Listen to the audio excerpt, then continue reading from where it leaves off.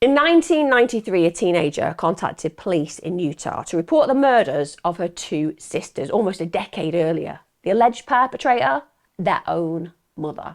The investigation that followed uncovered a sadistic, tyrannical matriarch who had subjected her daughters to a lifetime of verbal, psychological and physical abuse, ending in two torture murders you would not wish on your worst enemy, let alone your children. This is what happens when a mother's love is replaced by pure evil. This is the case of Theresa Knorr.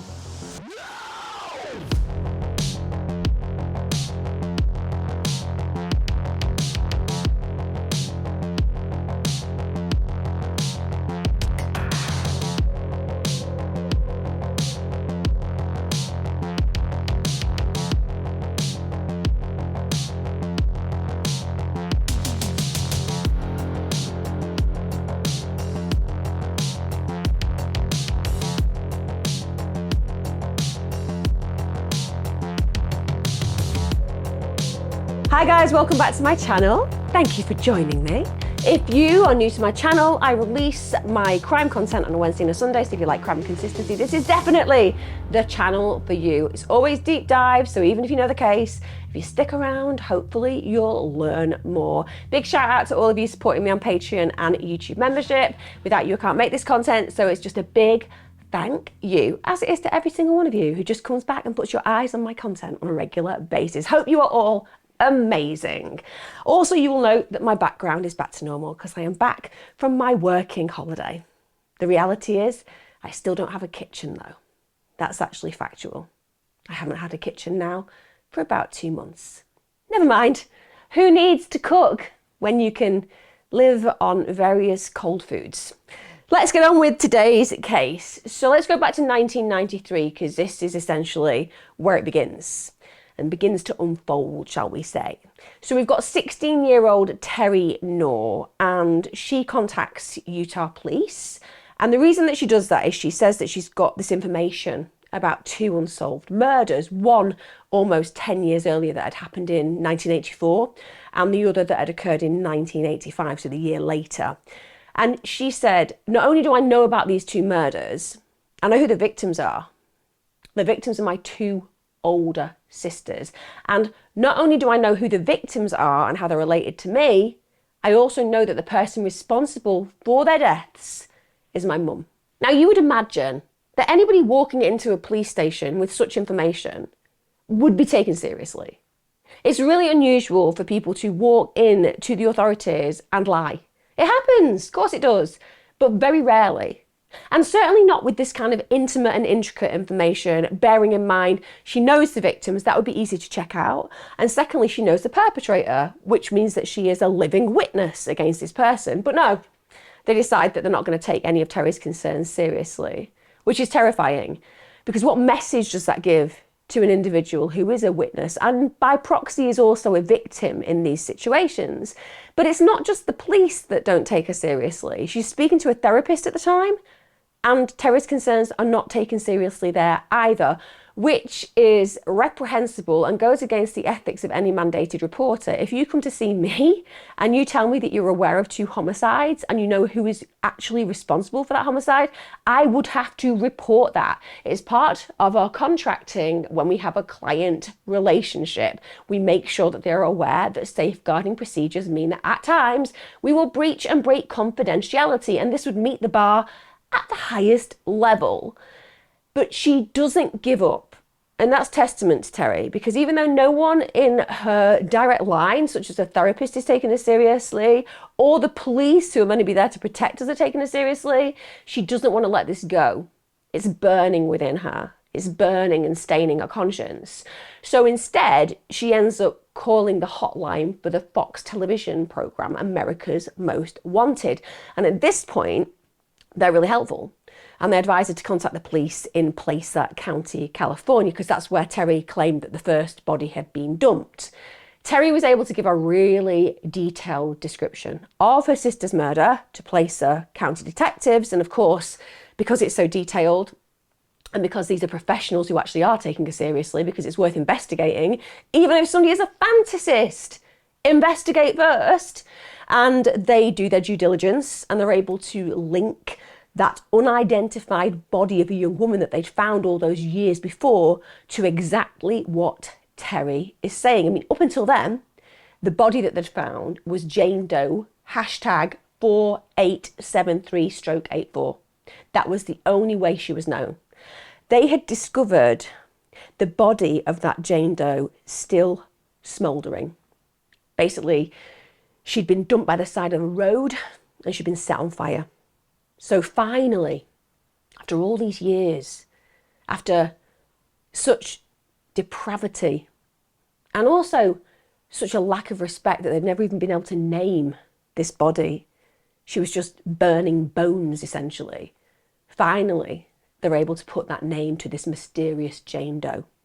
Now, Terry said, look, this is my older sister, Susan Marlene Knorr. When they start to investigate these now very powerful and seemingly authentic claims, it just begins to unfold what can only be described as years and years of systematic child abuse perpetrated by, I think we can name her deranged and sadistic as a mother, which is Theresa Knorr. Because the way that she treats her children, and I'll go into detail during this particular video, it is indescribably despicable. It is almost impossible to imagine a mother who basically is there to protect her children failing them so despicably. Let's look at what forms Theresa Jimmy Francine Knorr. So she's born 1946, Sacramento, California. She was the daughter of Jim Cross. He's James Jim Cross, but he's known as Jim. He was an actual assistant cheesemaker, and also her mum was Swanee Gay. Apparently her mum was just devoted. She was also a pencil maker. So they both had professions, they both worked. Now, when Knorr was a child, things did become complicated. So her father was diagnosed with Parkinson's disease. And unfortunately, as happened many decades ago, what we would say about the medicality of these kind of conditions is that sometimes people were given operations that weren't necessarily, shall we say, sophisticated enough to occur at the time. And as opposed to them being helpful to the issue, in this particular situation, a brain disease such as Parkinson's, it actually becomes more problematic. So he has this unsuccessful brain surgery and it just totally changes his character. So he becomes really depressed, and apparently what also changed is the way that he would treat Knorr and her mother. So he went from being a relatively devoted person to the family to actually getting really angry, being really frustrated and taking it out on her and her mum.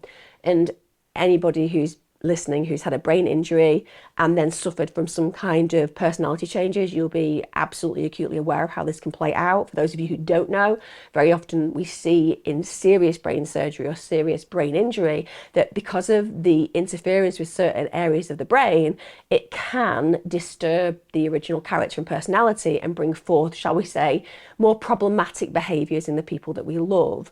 And that can be very confusing for people around them because you have a relationship with one person, they come out of hospital or they come out of recovering from an injury, and even though they look exactly the same, the way that they act can be very, very different. And you kind of have to say to yourself, well, is this where one of the big fractures begins? Is this where the laying the foundations of the monster that Knorr would later become begins to thrive, essentially? Now, this situation is further compounded. She's 16 at the time when she has another really life-challenging event.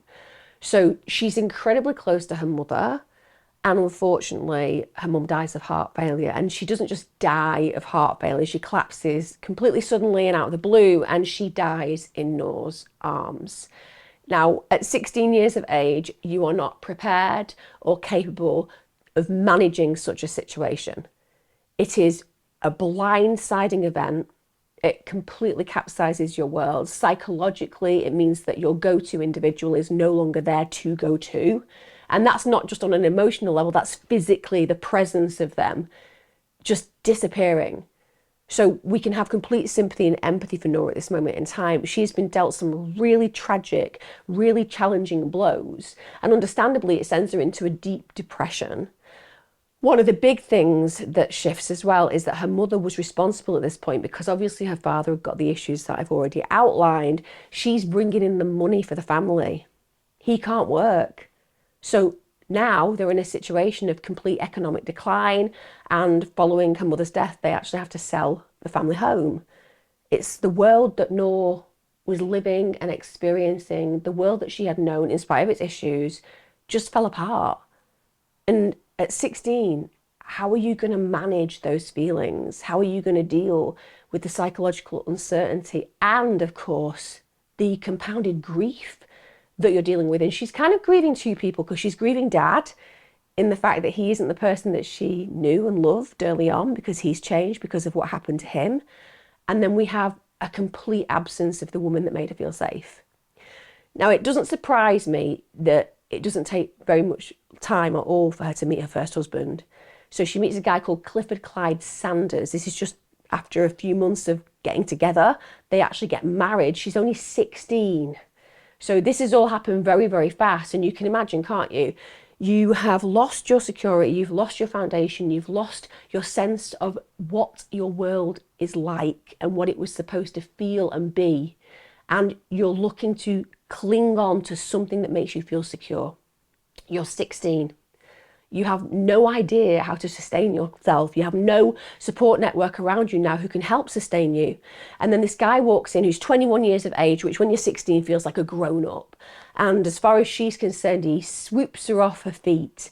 And suddenly she has an option for a new foundation. That would be incredibly alluring. And it would also make sense at 16 to cling on to that potential new opportunity. And she drops out of school pretty much immediately and very quickly gets pregnant. And she gets pregnant with her first child, who is born Howard Clyde Sanders in 1963.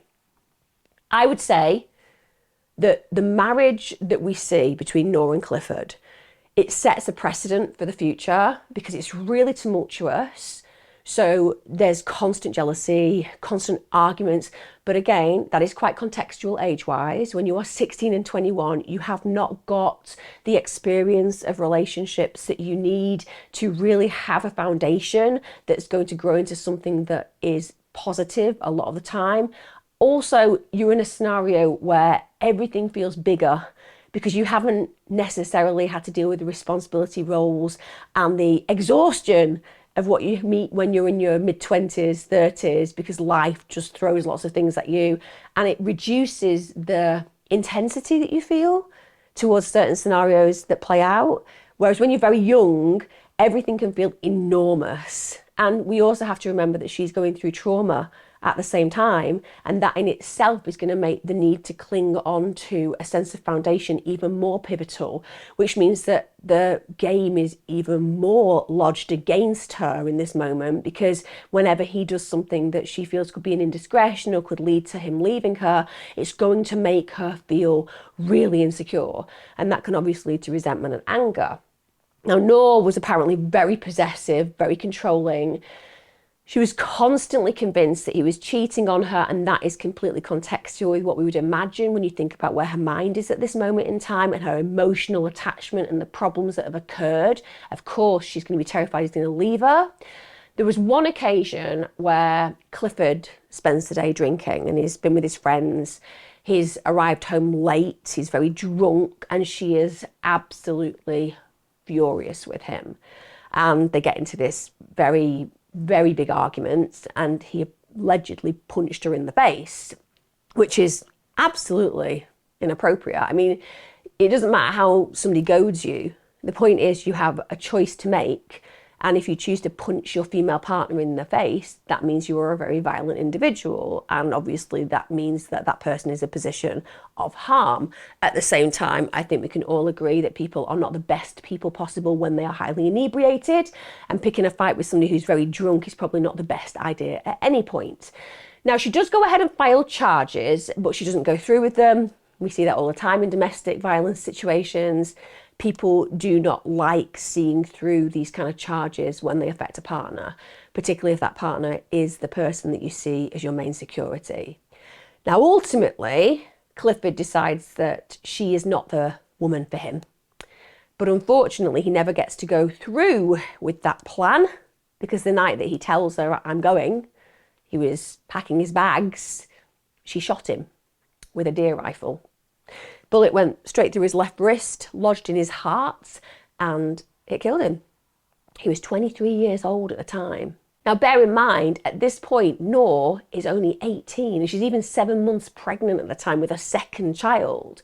But somehow, in spite of the fact of basically cold-bloodedly murdering this man, she manages to avoid a murder conviction. So despite the fact that there wasn't actually a lot of evidence to say that this man that she'd married was this violent alcoholic who physically abused her, they just kind of went with it when she said it. So when she went to court, her argument was this was complete self-defense. I grabbed a gun whilst he was beating me, and then it just accidentally gone off. Now, in this day and age, it's highly unlikely that kind of a story would float. And the reason for that is ballistics experts and forensics are so effective at being able to see the way that a gun is used that the serious likelihood is she would have been caught and convicted. But back then, it was a lot more problematic. It was a lot more difficult to prove. So she gets acquitted at trial, and his family pretty much know she murdered him, but she gets away with it. Now, bear in mind, if you think about the psychology of being able to outsmart an entire legal system to get away with murder, it is going to do something to the way you conceive the world around you. First of all, you're going to imagine, I can get away with murder. I am brighter and better than these legal minds that are here to serve and protect us. And that pivotal moment in her development, I think, is why she ends up with this belief that she can indeed get away with murder. It is probably the seed that is planted that flourishes in to this incredible landscape as far as she is concerned, where she gets to call the shots, both figuratively and literally. Now, obviously, she was 7 months pregnant when that happened. So she gives birth to a second child, Sheila Gay Sanders. And it seems like this is also the point where she starts to use alcohol. I can imagine that she was self-medicating with alcohol to deal with some of the difficult feelings that she was carrying around, the trauma of the losses of her parents. I don't know whether there is any conscience there about potentially the murder of her husband, but certainly she's trying to eradicate or anesthetize some difficult feelings. And this drinking will be a feature in her life throughout. And it's not long, and it's unsurprising that the next move that she makes is she wants to get into a new relationship. So she meets a guy called Estill L. Thornsbury. Now, this guy's a disabled war veteran. I would say Knorr is again looking for an opportunity to fix foundations, but she hasn't got the actual resources and emotional cogency required to actually be a good partner. And she isn't. So she gets with this guy, and instead of raising her two really young children, she feels it's far more fun to just spend her time drinking and partying. And Estelle, who's probably initially thought, oh, I've found a wife who's going to take care of me and, I don't know, provide me with sustenance on a daily basis and tend to all of the issues that I've had from being a veteran. No, Estelle, you got that one wrong. She wasn't going for the trad wife opportunity. No, you ended up just having to look after the kids for days at a time. So again, we're not talking about a marriage of love. We're talking about a marriage of convenience and basically free childcare for her. And we are immediately introduced to the reality that she does not show her children nurture and care. She's quite happy to leave them with whoever will take them off her. So immediately we can see she is not this natural mother like her own mother was. And it doesn't take long. He gets really exhausted with her behaviour. And the final straw for him is when he discovers that she's having an affair with his best friend. And I can really relate to this because my first marriage ended when my husband was having a relationship with a very close friend of mine. If you really want to close the door on possibility and opportunity emotionally, that will really screw your partner over. Don't do it, kids. At the end of the day, just leave the relationship instead of screwing up all of the relationships involved. And I guess that he, like I, had got to a point where that boundary had been broken, and those lovely flexible boundaries that everybody thinks people have actually just turned out to be elastic, and the elastic snapped. So when he finds out that she's sleeping with his best friend, they separate. Now again, she moves on really quickly with a next relationship. This time it's with a guy who's a US Marine, Robert Knorr. So he's 18 at the time. So these are very young, and just think about how she's traveling from relationship to relationship. This is not about love. This is not about meeting the right person. This is about Mr. Right Now in these circumstances. So it doesn't take long. She's pregnant again, she's married again, she gives birth to her third child. Now, bear in mind how young she is at this point. So she's practically been pregnant since her mother died. And we can see that essentially this is how she's connecting with the guy that she's with. It's like impregnate, stay, at least it will give me some foundations. It fails every time, but nonetheless, at the end of the day, patterns get repeated. So she ends up giving birth to Susan Marlene Knorr. That was in September 1966. And 3 other children quickly follow. We get William Robert Knorr. That's in September 1967. Robert Wallace Knorr Jr. in December 1968. And Theresa, known as Terry Marie Knorr, which is in August 1970. Now, again, the marriage that she's in is one that has loads of conflict. It follows that same relationship pattern. And a lot of the conflict as well is fueled by the alcohol. She's again said to be very controlling, very possessive in the relationship. She was constantly convinced that Robert was cheating on her. And the physical abuse within the relationship was dual. So both she and Robert were very abusive towards each other. But we also see Knorr expanding that abuse, and she becomes really abusive to the children. And wow, the type of abuse that she inflicts on those kids, it's one of those things that, particularly for modern parents, it's impossible to conceive that anybody would ever think it was acceptable. So, for example, if they did something wrong and they didn't have to be big misdemeanors, she would force them to just sit for hours without moving. Now, if they even flinched, they'd be slapped or they'd be locked in a closet, which is truly terrifying. But the idea of young children just having to sit down and not move, and if they move, they get hit. I mean, it's almost impossible for children to sit still. It's not within their psyche, it's not within their psychology and makeup. It's the way that is complete opposite to a child experience. You're meant to be running around, you're meant to be expending energy. It's really difficult for children to sit in one place at one time. In fact, even in our education system, when we look at primary school children, so those aged between the ages of 4 to 11, it's incredibly difficult for them to sit down quietly for long periods of time. It's also probably why so many people get diagnosed with ADHD, because with respect, it's not actually attention deficit hyperactive disorder. It's probably more likely, in a lot of cases, that the kids just need to have a different system of learning. Sorry, that's my own views. Not everyone agrees with them, but having worked in this field for a long time, I definitely think we over-diagnose ADHD, and also that we understand, so to speak, what children need in their environments, and that is to be able to run wild, because that's part of what childhood is all meant to be about. So you can imagine how difficult that's going to be for her kids. Now, again, because there is so many problems in this relationship, Robert ultimately divorces her in 1971. Now, after their separation, Knorr actually prevented him from having any contact with the children whatsoever.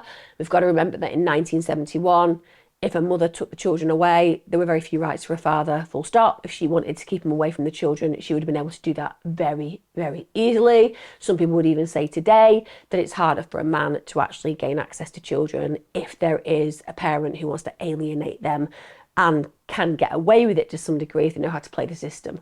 Not all.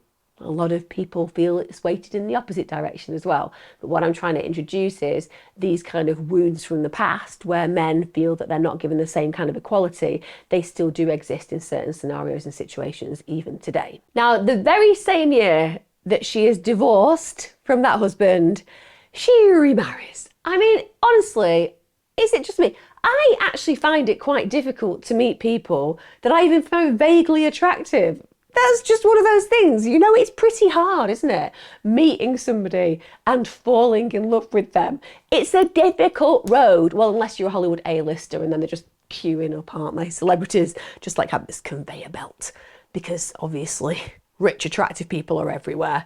But apart from those individuals, for the most part, us mere mortals, it is difficult to meet somebody that you connect with and that you can consider spending and sharing your life with. Not for her. No. She's like, just keep them coming. Just keep them coming. And railroad worker Ronald Pulliam, well, he's next on that track. Little did he know as he pulled in that carriage that he was meeting Miss Multi-Dater, multi-marriage, multi-failure when it comes down to relationships. Girl of his dreams. But just as we've seen in the relationship with Estelle, she basically just spends the entire time that she's with him partying and drinking. Apparently she's a nightmare to live with, and it takes literally 1 year and Ronald divorces her. Should there not be some kind of situation where if you turn up, you know, going through another divorce after several divorces, that somebody's like, I'm afraid we're revoking your license to ever get married again? I mean, genuinely, like if you get 9 points on your license in the UK or whatever, and you make a mistake, you're going to have your license taken off you for good reason because you clearly should not be driving a car. Could it not be the same with marriage? You know, you just arrive at the courthouse to file to say that you want to get married and somebody's just like, I'm really sorry. You're having a red card placed on your matrimonial opportunity. See, it's literally a red card. It's a red card so that we don't even have to go. We can just see. It's a no. It's a no. You can never get married again. But apparently it's okay. Just keep getting married. But that divorce happens because she continues to live out these patterns, and there is obviously something psychologically fractured within her because she constantly needs to be in a relationship. It doesn't matter how awful that track record is. It doesn't matter how many times it's reinforced that this is not the right way forward. She can't seem to get off that belief system that somehow if she marries somebody, she'll have something secure, even though she is the insecurity within the relationship. We get to 1976. I kid you not. She gets married again. Now this time she gets married to 59-year-old Chester, known as Chet Harris. This is after, you'll want to know, should we have a guess, how many months, years before she actually meets and marries this guy? Well, I'll put you out of your misery, guys. It's not 1 month, it's not 12 months, it's not 2 years, it's not even a week. That's right. It's not even a week. I'm exaggerating quite astonishingly there because it's not even half a week. It's just 3 days. I mean, if I haven't met somebody and within 3 days thought this is the partner for me, we should probably go and immediately get married, I don't know what I'm doing on my day-to-day life. I mean, 3 days? Who was around this woman? Could you imagine your mate turning up, knocking on the door? Oh my God, I've got some news for you. Go on. Yeah, I've got a new boyfriend. This is great. I'm really happy for you. I know. I met him 2 days ago. Wow. It's early. It's early days. Yeah, but he is definitely like marriage material. Yeah. Well, I mean, you've been with him 2 days, so you want to obviously consider how that'll be in a year. Well, yeah, I mean, that sounds like a reasonable idea, but what I'm thinking is I'm going to marry them tomorrow. Okay, like, haven't you had several failed marriages? And is this not like a pattern of behavior? It's getting worse, in fact, because like, you've never married anybody after 3 days. I know, but this one is, it's absolutely 100% going to work. 100%. It's 98%. It's 64%. It's 12%. Look, there's a slight percentage possibility, 0.0001%, that this might work. So I'm just going with it. Genuinely. 3 days after meeting him. And, you know, it's not just her that's the issue there. It's Chet Harris as well. Why are you making decisions based on this? This is a ridiculous time frame to decide that this is the woman for me and this is the man for me. What I would say about Chet Harris is that if ever there was a moment in time where her kids actually had the opportunity to have a father figure in their lives, this was the guy. So Susan in particular grows really close to Chester, but as opposed to Knorr seeing this as a really positive thing and one that she really wanted to promote, which you would imagine as having a new stepfather in their life is an opportunity for bonds to be bound and for connections to really strengthen, not for Knorr. Knorr was really jealous of their relationship. Now, she's jealous of their relationship because she obviously wants this intensity and she wants him to focus on her. But she also has those classic feelings that we've already seen in past relationships of envy and jealousy. Chester was a really keen photographer and he used to, for example, take consensual pictures of naked women. And that was something that Knorr really couldn't tolerate. And again, I can have some degree of sympathy and empathy with somebody like Knorr in this moment. A lot of women wouldn't necessarily feel that it's okay our husband having a hobby where he goes and takes pictures of beautiful naked women. Some of us, I don't know, may find that a little bit inappropriate. And also, is it really the only thing you can take photographs of? There's a spectrum, isn't there, of appropriate photography.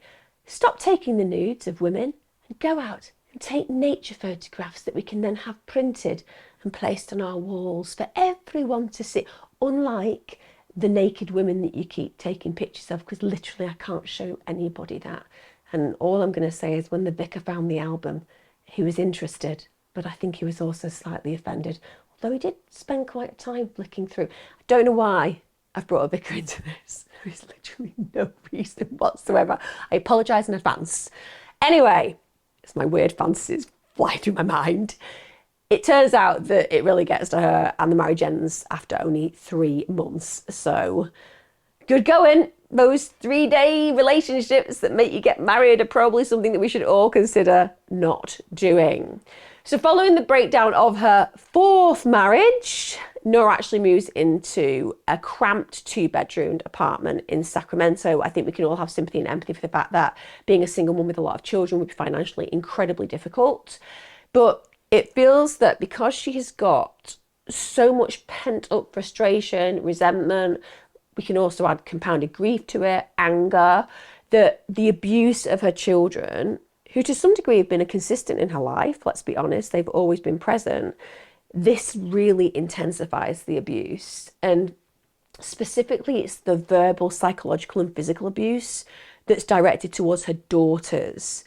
And you can say, well, why the daughters? Why not the sons? You know, at the end of the day, it feels like men have let her down, you know, from her father having problems with his personality change after the brain surgery, through to all of these men who haven't necessarily come through with the foundation of support and security that she feels that she deserves.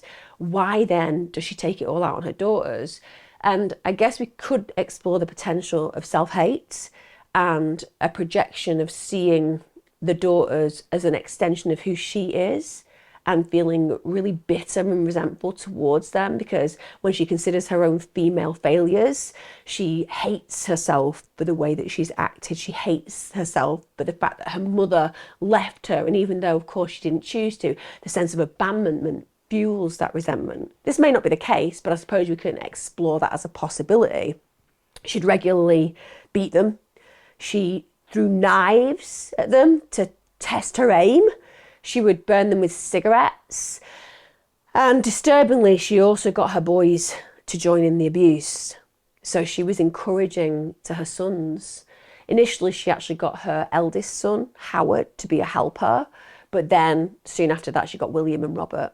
She enlisted them to also take part in this abuse. And it's reprehensible to imagine that any child would engage in that kind of behaviour. But again, when you are growing up, your parent or parents tend to be like gods. You do what they tell you on the whole. It takes a very sturdy personality, particularly in young children, to reject and refuse that. And they see what she's capable of. And if that perpetrator is capable of doing really horrible things to a sibling and you refuse to help them, you know that the consequence will probably be that you'll end up in a very similar predicament. And that's enough to obviously offset the emotion that ties you to your siblings and instead creates an allegiance and an alliance with the parent who's the predator. One of the things that Knorr had was a 1 foot by 4 foot wooden board. And she actually scrawled onto that board of education. And that's clearly a reference to the fact that she sees physical violence as a way of educating children in their misdemeanors. The brothers would be enlisted to hold down the sisters, and then Knorr would mercilessly beat them. And I mean mercilessly. It could last from anywhere between 5 minutes, which would be hell, to as long as half an hour. Can you imagine being hit by a board at force by an adult for up to half an hour whilst being held down by the very people that you feel you should be able to trust?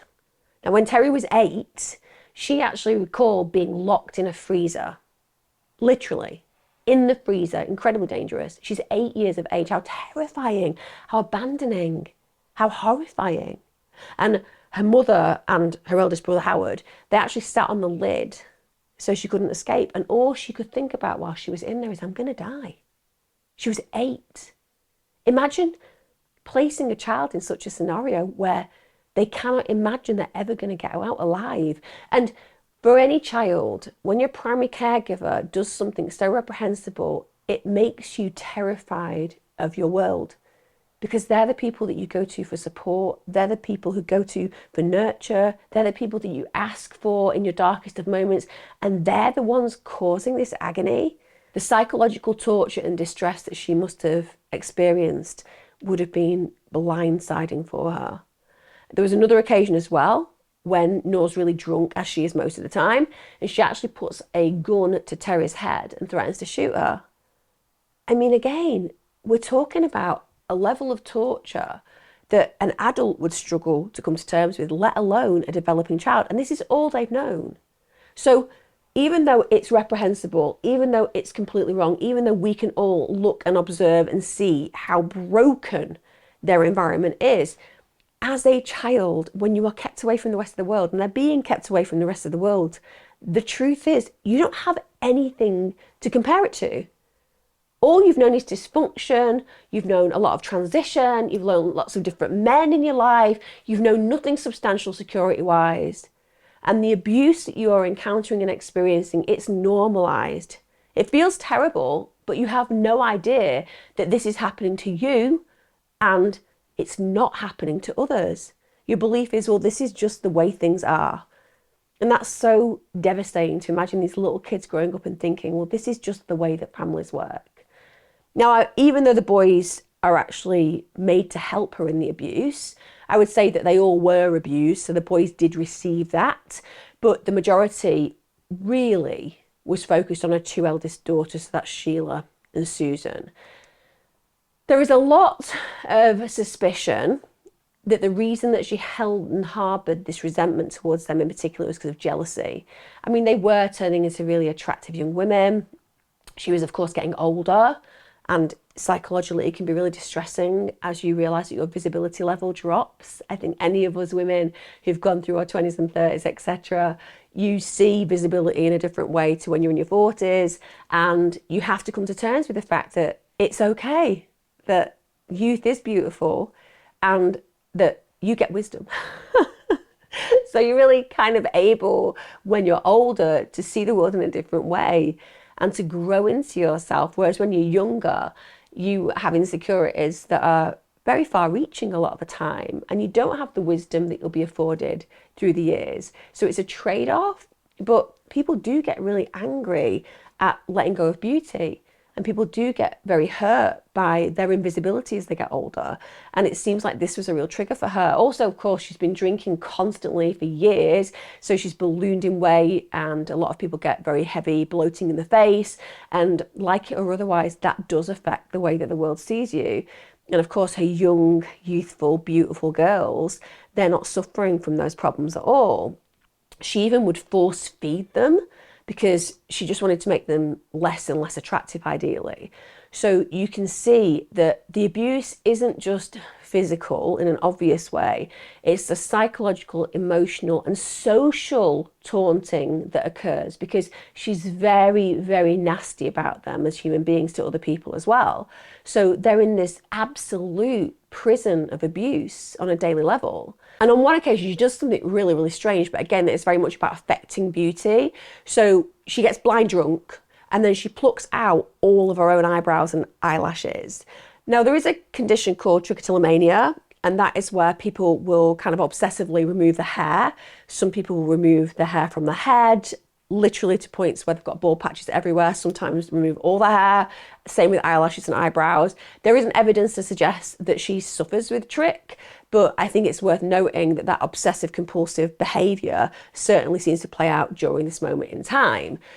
It isn't indicative of something that she had consistently faced, but it certainly, in this case, when you think about her link with being desirable, would add to that self-hatred and loathing, that she doesn't feel desirable now because she's removed something that is seen as a beautiful reality for women, which are her eyelashes and her eyebrows.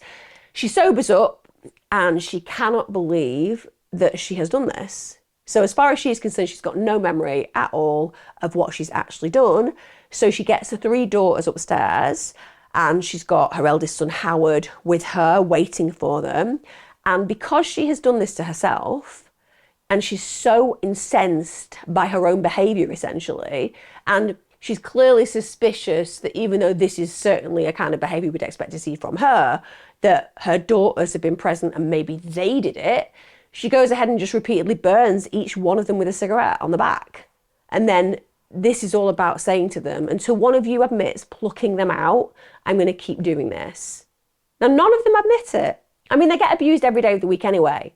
So why admit to something that they haven't done? You know, the punishment is going to be even more harsh, even more scary.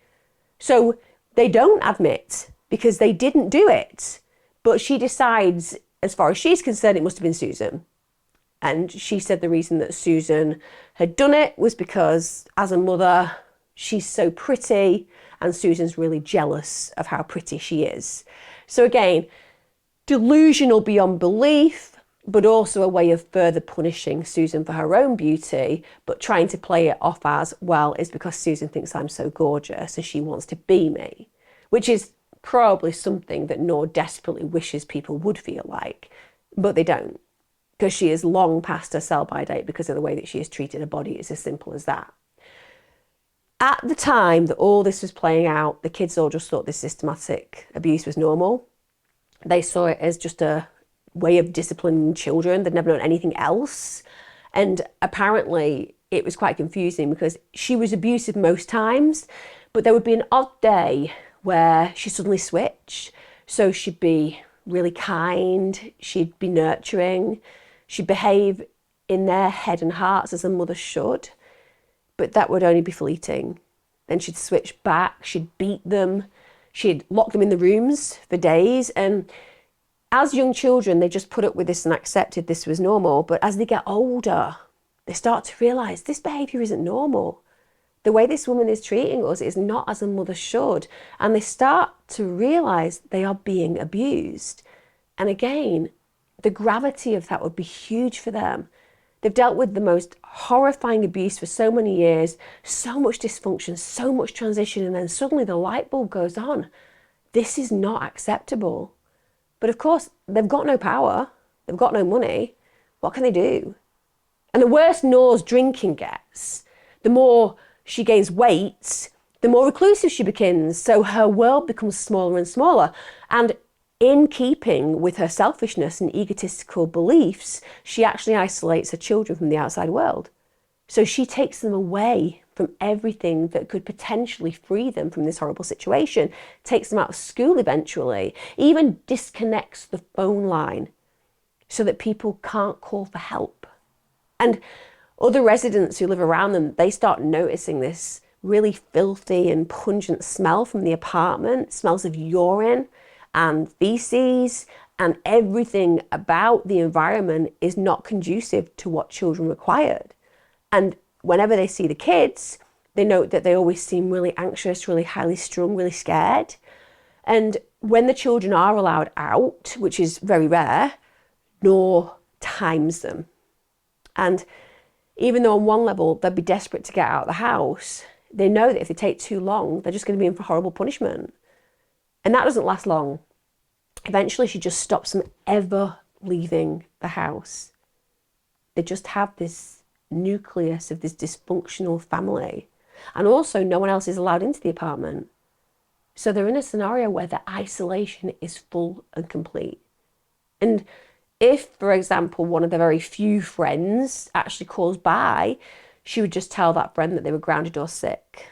Ultimately, they just became fully at her mercy of their abuser 24/7. Now, as I've said, she had a particular predilection for harming certain children in the family. And at this point, Knorr starts to really substantiate the abuse that goes towards Susan. So she starts to build that more and more again. Now, part of the reason for this is because Susan's become more rebellious. She was so bright. In school, she'd literally been a straight A grade student, which if you imagine the dysfunction we've been talking about, to be that clever and that conscientious in the face of such adversity, it's really unusual. And you just think about the potential this child had, a straight A grade student in spite of those circumstances.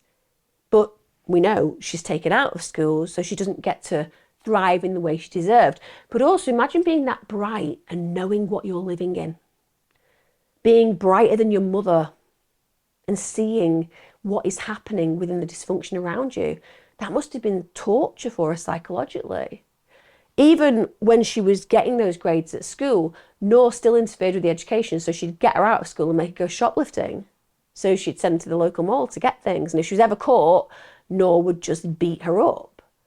Now, as Susan grows up, because she is very clever, because she can see that morally, ethically, and parentally this is completely incorrect, she starts to take a stand against her mum. On one occasion, she actually runs away, but she's returned because she's in a carload full of people, and initially they're there to go and collect belongings for her, so they're on her side.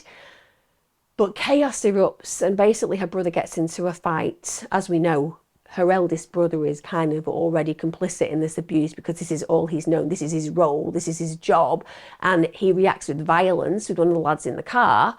So even though they've essentially brought her to collect her belongings and take her with them, they leave her because they get scared. So Susan's now left by herself.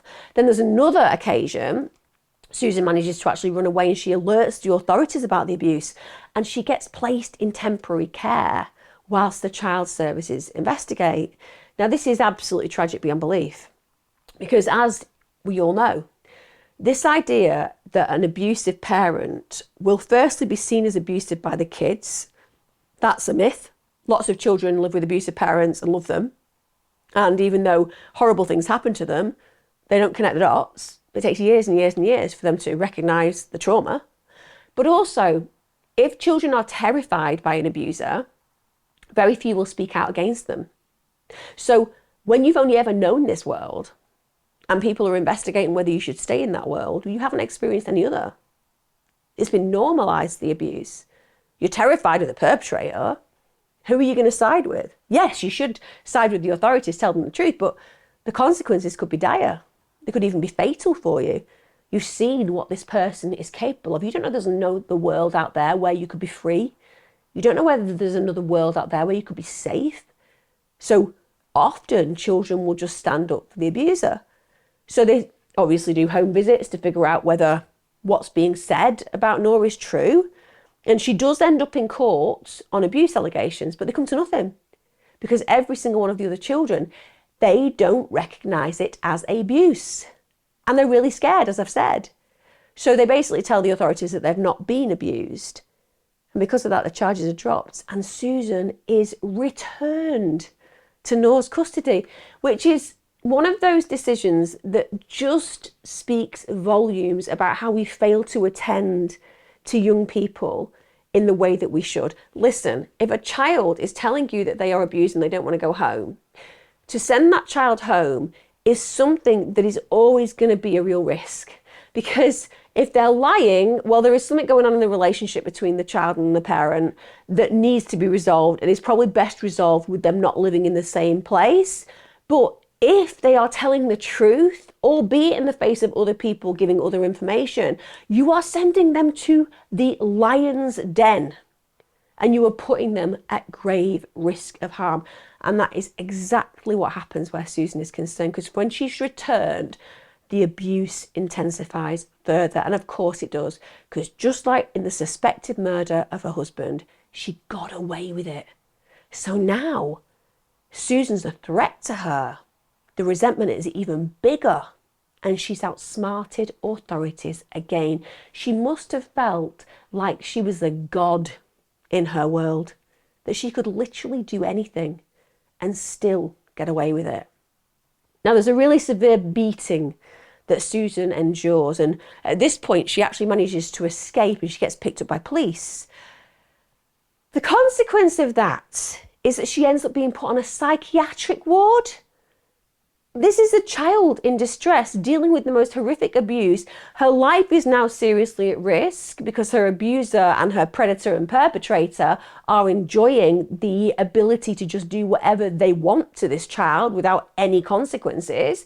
She gets found by the police and just gets put in a mental health clinic because obviously the problem is with her. Of course it's not. We have a deeply traumatized child who's been violently abused for a hell of a lot of time. Now, she ends up telling the authorities about the abuse that she's suffered, but what does Knorr do? She says, oh, it's all to do with her mental health, that she's just got mental health issues. She's psychiatrically unwell, so it's all BS. And they return that child back into her care. They basically take the nail, get the coffin, and hammer it in, because this genuinely is the last nail in the coffin for this child. And again, why they return her home just makes absolutely no sense to me at all, because there's no safeguarding there. This is repetitive behaviour. This is a deeply unhappy child. This is somebody who's able to express to the authorities that they are scared and they are being abused, and yet they return her again. And as soon as she gets back, Knorr puts on leather gloves because she doesn't want to show bruising, and she beats her severely. She then gets every other child in the household to join in. Why does she do that? Because she is giving Susan a direct message. You are the isolated one. You are the outsider. We are all on the same side.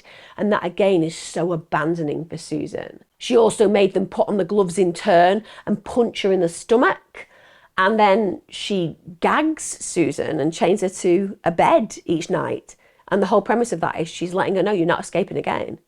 And she even got her siblings to keep an eye on her. So again, this has become a prison for Susan. Now, in my research, I'm going to say there are varying reports as to what plays out next. So some say that Knorr temporarily unchained her while she was in the process of beating all the children. And apparently at this point, she gave her youngest daughter, Terry, a gun to point at her. However, allegedly, Terry got spooked when one of her siblings dropped a spoon on the floor, and that caused her to accidentally shoot Susan in the chest. So that's one account. But other reports suggest that there was an argument between Knorr and Susan, and Knorr actually purposely shot Susan.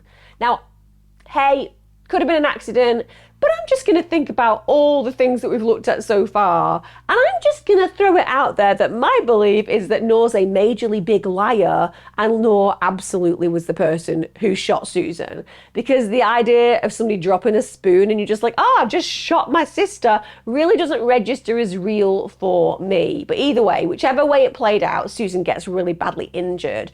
And of course, she's terrified. She says, please take me to the hospital. But Knorr doesn't care about Susan in any way, shape or form. She's far more concerned at that moment in time that there is blood on the carpet. And I think when you consider a psyche and you consider the expected psyche of a mother, if ever we're going to see such dysfunction and juxtaposition between how you should act versus how you actually act, this plays out perfectly in this description. Why would you care about blood on the carpet when you have potentially mortally wounded a child of yours? But Anyway, she refuses to let Susan go to the hospital, and she decides that she's going to treat the wound herself with the help of her children, because obviously what we didn't realise is all of her children have suddenly medically qualified. But again, can you imagine the trauma for those kids? Yes, they're living in this inhospitable reality with this horrific woman who's meant to be their mother and protector and is failing so massively, it's incomprehensible. But actually to drag them into the treatment of their really badly wounded sister, she has no care or consideration about the impact and trauma that she's creating on those kids. And putting Susan in the bath, that's just all about making sure that the blood doesn't cause any more stains. And that poor girl stays in that bath for nearly a month. And I have no idea at all how Susan manages to survive. But she does. For nearly a month, she survives. Now, another row happens. Again, this is when Knorr is in a completely inebriated state. She's full of alcohol. Knorr actually throws a pair of scissors at Susan, and those scissors lodge in Susan's back. And at this point, Susan's just absolutely met that level of helplessness and hopelessness. And she just begs her mum, please let me leave. And bizarrely, Knorr agrees. Now she says, listen, you can go, but there's a condition to that. Of course, there's a condition. Knorr is obviously going to have a condition.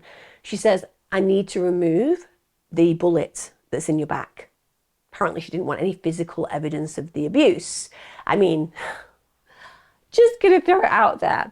You know, a bullet wound, particularly one that's been left there for quite a while, even if you remove it, which is going to be physically very aggressive to do, there's still going to be evidential reality of a bullet wound being in there. I'm not splitting hairs here, but it just shows you the kind of psyche that this woman has. The idea that the evidence of abuse wouldn't be there because they removed the bullet. Susan obviously at this point will literally agree to anything to escape. So she's given alcohol as an anaesthetic, and then Knorr gets her son Robert to actually do the procedure using a box cutter. Can you imagine the agony? Now, he somehow, God only knows, manages to actually remove the bullet, but bear in mind, this is a very unsanitary environment. It's full of urine and feces. It's despicable, disgusting, it's pungent, etc. You can imagine how unsanitary the conditions are to carry out this kind of medical procedure in a completely unqualified way by a young person. And of course, in spite of the fact that she has survived all this time with this horrific bullet wound and had a pair of scissors lodged in her back, when they remove the bullet, it creates that open wound further and it becomes infected. And Susan develops sepsis. Now, for those of you who understand sepsis and blood poisoning, etc., it means that basically her entire system is going to fail. Her kidneys are going to go, her vital organs are all going to fail, and it's a horrible, gruesome death. So sepsis sets in at a stage for people who have sepsis with the right treatment and the antibiotics that are given, people can survive. But when it gets into those latter stages, it's absolutely lethal. And as we would expect in such a situation and scenario, she becomes delirious, she becomes critically ill. They just leave her on the floor. She's just left on the floor dying. And family members are just stepping over her to go where they need to go. And even at that point where her child is dying on the floor after going this horrendous home surgery, as opposed to getting her the help that she needs, they just ignore her. She actually told the other kids that Susan had been turned into a witch by Chester, her ex-husband, and that she'd put a curse on her, which is why, as a mother, she put on all this weight. So now she's isolating this child even further and making her out to be the devil incarnate, basically. Even claims she's been possessed by the devil and that's why she's sick. And she says to them, you know, there is a way that we can solve this. We just need to purge the demon with fire. On the 16th of July, 1984, she binds Susan's hands and feet and duct tapes her mouth. She got her sons to carry Susan and Susan's belongings to the car. They drove to Squaw Valley. This is where they piled the belongings by the side of the road and they dumped Susan on top of them. Knorr then covered her daughter, who was alive, with petrol, and then she set her alight, left her to burn, and went home. She was 17 years old. The body was discovered the next day, and it was said to still be smouldering. And when the autopsy was carried out, they were able to discover that she was alive when she was set on fire. In fact, the cause of death had been smoke inhalation. Obviously, they could also see that the body showed clear signs of abuse. Due to the extent of the burns, the only part of her body that wasn't burned was the left side of her face. She was basically completely unrecognisable, and that body would remain unidentified for nearly a decade. And here we have it again. Another crime that Knorr has somehow, inconceivably, managed to get away with. You have to remember as well, she's involved her children in this death. That's very powerful, because if you can make your kids feel culpable for these kind of killings, then they're going to be far less likely to tell the authorities, because they're going to believe that they'll be implicated. So she's created this psychological torture and psychological prison that means that, as opposed to them being enemies in this moment, she will see them more as allies because of them getting involved in the killing and the dumping of her daughter's body. Now, of course, because Susan's dead, she hasn't got that place to go with her resentment and aggression, has she? She needs another victim. She needs another participant that can fill that gap where she projects all of her vile, grotesque behaviour. And Sheila is the next in the line of fire. Now, at this point, Nora's got so many problems that she hasn't been working, so she's on unemployment benefits. She's really dissatisfied. She doesn't feel that she gets enough money whatsoever. She wants more from the state, can't get it. So she decides that the best way forward is she's going to get her 19-year-old daughter into prostitution. Bear in mind, that would be the last thing that any loving parent would wish to do. You don't put your child in a position of danger, and like it or otherwise, sex workers are put in the line of fire far more than the average individual, because they meet people who sometimes are individuals without scruples and can do horrible things of a sexual and physical nature to the individuals that they're meeting up with. She's willingly sending her child out to do this. 19. Now, I would say, even though this is horrific, and for Sheila, she deserves so much more, there is a silver lining, because of course it means that she's finally allowed out of the house. And Nora initially is thrilled because she's getting all the money that her daughter actually makes. So of course there is an incentive to let her daughter come and go. But things don't ever stay quite the same for Nora, do they? She's always looking for the problem. And so she creates one. She becomes absolutely obsessed with a massive delusion and a massively irrational belief. And she decides that Sheila's pregnant and has an STD. So she makes it up in her head that she's got this sexually transmitted infection and she's also pregnant and is withholding that information. And then she decides that not only has she got this sexually transmitted infection, she's passed it on to her via the toilet seat. And that is something that is practically impossible. Sheila's confused. She's earning money. She's bringing home a decent living. She's giving her mother the economy that she's gone on about wanting. And she's blindsided because she doesn't connect why her mum is suddenly suggesting all these things that aren't true. And she denies the claims, of course, because they aren't true, but it just makes it worse. She's not complying. She's not agreeing with her perpetrator. And they don't like that. That means that she's trying to control reality as opposed to joining in with the delusion that her mother's created. So Nora, of course, intensifies the abuse. And the reason for that is she wants to break Sheila into confessing. So she beats Sheila severely. She hog-tied her, and then she locks her in a tiny closet. Bear in mind, in this closet, there was no ventilation. It was June, so temperatures were really high. She refused to give her any food, any drink, which is catastrophic. Okay, you can live without food, but without hydration, that is genuinely dicing with death, or in this case, murder. It's as simple as that. Now, Sheila's younger sister, Terry, she goes ahead and manages to smuggle in some drink. But unfortunately, it's beer. That's the only house drink that they've got that's available. Now, of course, when you give somebody who's dehydrated beer, it further dehydrates that individual. And for Terry, the memories were horrific because she can remember Sheila just moaning and begging for help. In the end, Sheila just decides that the best way forward is to confess. Yes, I'm pregnant. Yes, I've passed on an STD for you. Yes, I agree with everything that you've said. But of course, by this point, Knorr doesn't want an agreement. She's involved in the abuse. She wants retribution. She's enjoying that power. She's got the control back. How dare her child not tell her what she wanted to know, even though it wasn't true. So in spite of this admission by Sheila, she keeps her tied up and locked in the closet. On the third day, the 21st of June, 1985, the moans, the cries for help, they silence. Sheila had died. She was 20 years of age. Now, bear in mind, in spite of the silence, in spite of something clearly horrible happening, Knorr doesn't open that closet door for a further 3 days. And of course, when she does, Sheila's dead. She finds her curled up in a fetal position. And the only reason that she opened that door was because the smell started to give it away, because the hot temperatures had started to decompose Sheila's body very, very quickly.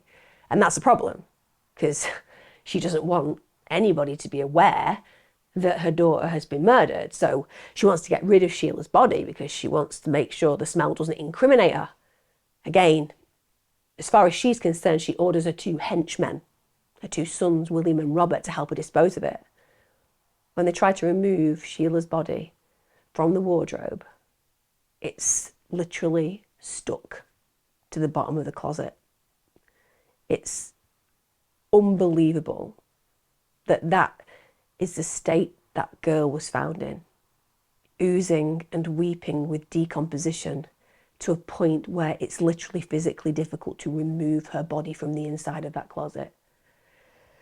Ultimately, they dump her body in a cardboard box near Truckee Tahoe Airport. And as with Susan, when a body is actually found, authorities can't identify her. And just like with Susan, she became known as another Jane Doe. Now, back at the apartment, Knorr's got an issue because she's now starting to think about the horrible smell. She's getting more paranoid that her criminal behaviour is going to be found out. And despite the fact that she's removed Sheila's body, that smell of decay lingers, and it does linger. It's why when police officers walk into a home where somebody has been killed and decomposed a little, they know. Don't even need to see a body. They can smell death. We are hardwired to do so. It's actually a protective mechanism. A lot of people eat meat. Those people who eat meat, they have a sense of smell. You don't really need a sell-by date on meat because you will literally be able to smell if it's going off. We know that our brains are wired to smell rotting meat in a way that's really causes an aversion, and that protects us from doing things like eating food that will make us sick. And when it comes down to the human body, because of course the aversion to a human decay is going to be a massive, massive adverse reaction, that again is a protective mechanism, because essentially it means bad things have happened. Don't go too close. It's a protective reality. So it's something that is really profound when you smell it, and you never forget the smell. It's as simple as that. So she's really concerned that the neighbours are going to start alerting authorities, and she's had problems with the authorities. Yes, she's got away with it, but does she want any more of the light being shined on her potential deviance? Absolutely not. We get to September 1986. She decides that the best thing that she's going to do is to pack up the family's belongings, and she actually tells Terry this is just how godlike she considers herself. She orders Terry to burn the whole apartment block down. Now, you just think about the impact on life there. She's willing to sacrifice all of her neighbours, their children, and so on and so forth, as long as she gets to get away with murder. So she has no care or consideration or concern for anybody else aside from herself, aside from her own liberty and freedom. Terry, of course, is going to do exactly what Mum says. So she empties 3 cans of lighter fluid in the apartment and she sets it on light. But neighbours, of course, They are quick to note that there is a problem. They spot the fire before it spreads, and fortunately, and thank God, the fire department are actually able to extinguish it. Now, interestingly, this seems like a real tipping point of change. So one of the sons that she had, Howard, he'd actually cut ties with the family several years earlier. So one child had actually made a run for it, so to speak. But now, after leaving the apartment, Knorr's remaining children, they are finally able to escape her clutches. Even 16-year-old Terry, who managed to get Sheila's ID, she was able to escape and pass herself off as an adult. In fact, the only child that remained with his mum was 17-year-old Robert, and he and Knorr moved into an apartment in Las Vegas, Nevada. But in 1991, Robert was actually convicted for shooting dead a bartender during a robbery. And this is just in keeping, isn't it, with his mother, because we've seen that she's shot dead people and she doesn't seem to have an issue with it. So of course her son has learnt that behaviour and it's no big deal to take life. This means that Knorr's on her own for the first time in her life, and she ends up moving to Salt Lake City, Utah. And it's several years after this that Terry makes that decision to walk into a police station and report her mother's crimes. Now, as I said, it took 3 goes before people took her seriously. But the point is, she stood in truth. She stood for the legacy of her dead sisters, and she was willing to make her mother come and serve the justice that she deserved, to receive what she was absolutely in line to receive. Now, as noted, the investigators find Susan and Sheila's body, and they identify that body. And even though this is nearly a decade after their murders, I have a suspicion that Knorr would have been haunted by their girls every single day of her life. I genuinely do. I think it would have become bigger and bigger in her conscience, not because she has a conscience about caring for the kids that she stole, the lives that she murdered, more that she would be somebody who felt that her own liberty and freedom was under threat. And that would really affect her day in and day out. So yes, it wouldn't be the haunting that the girls had been murdered by her. It would be the haunting that the girls were going to track her down one way or another and bring her to justice. Now, it is unbelievable where the authorities found her, because when they actually came across her and discovered what she was doing for a job, it turned out that she wasn't doing something like working at an abattoir, slitting animals' throats, or I don't know, working in a scenario with refuge and sewage where she actually had a soul comparable to the stench of that particular environment. No, that's not the case. She was actually working as a carer for her landlord's elderly mother. I can imagine how the interview went. Could you just tell us about your attributes? You know, what skills you're going to bring to the job? Well, I'm very caring. I've consistently cared for many men during multiple marriages, so that's one for me. I'm adept with tools. I've been very good at educating people with a range of tools. I'm an individual who's excellent at knowing how to dispose of things that need disposing of. So I'm good with shopping and with refuse. And I'm an individual who feels that my nurture is of a level that's very different to anyone else's nurture level at all. Oh, that sounds great. You can start Monday. Do you know what I mean? Literally, could you imagine being the landlord and saying, what? She's what? She did what? And I dread to think what was happening to that elderly mother, because a leopard can't change their spots in this way. Simple as. You know, she's got a job. There's no way she's not going to be abusive at times to that person. So they find her in November 1993. She ends up getting charged with her daughter's murders. And also she gets charged with 2 counts of conspiracy to commit murder and 2 special circumstances charges, multiple murder and murder by torture, which are all absolutely correct. Now, Robert, bear in mind, who has shot the bartender, he's still serving his 16-year sentence for that shooting. He also gets charged with his sister's 2 murders. as did his older brother William. He helped them dispose of the bodies, so you can understand why those charges were put in. Now, in exchange for testifying against his mother, the murder charges against Robert were dropped, which, again, people may think that that's not appropriate. I guess that we have to think about the life that Robert had lived. He was essentially a prisoner in that home as much as anybody else was, and the scars have obviously ran deep. It doesn't justify any of his behaviour, but I don't think we can see him in the context that we'd seen Knorr, and I can understand that the state just want to make sure that this woman is brought to justice, full stop.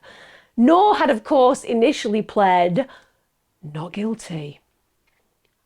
I do not know why these individuals' brains do not kick into gear. I mean, obviously she's guilty. On top of this, yes, we can see that in her prior history she's got away with murder literally, and therefore she has an arrogance and superiority that makes her feel, well, I'll just say I'm not guilty. But at the end of the day, she's going to soon discover that Robert's testifying against her. And in that moment she decides, well, bang to rights. There's no way I'm going to get away with this. And she wants to get a sentence that is not going to mean that she is put to death, because she's a major narcissist, isn't she? She doesn't want anybody else to control her demise. Only she can control that.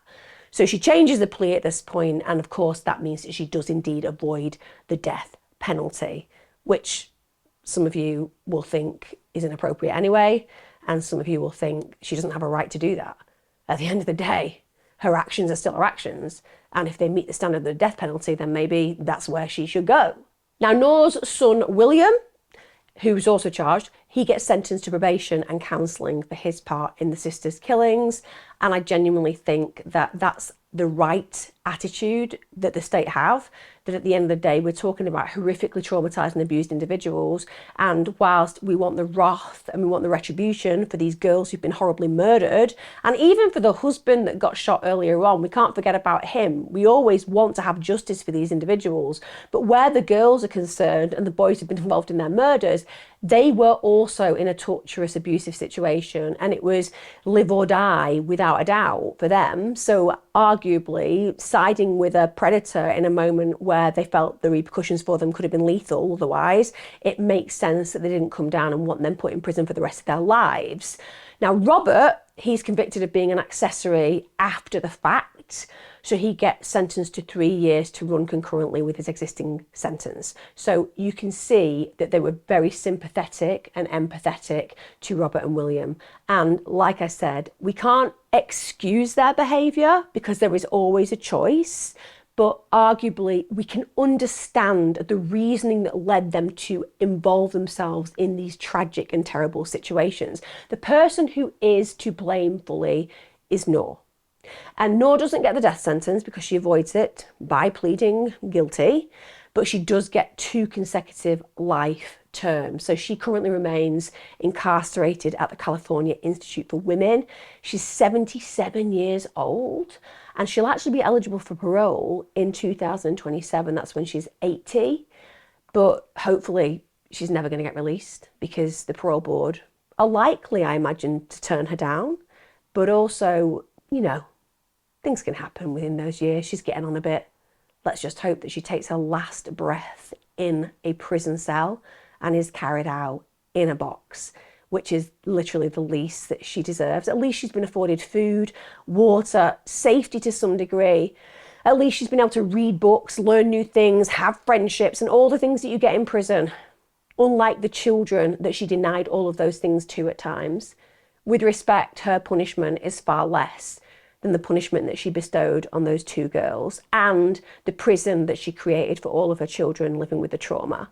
At the end of the day, the only thing that keeps me warm in my heart is knowing that the moment that she takes her last breath, there's gonna be the hell train ready to pick her up, take her down, and let her burn for eternity. And eternity is a very, very long time. Very, very, very long time.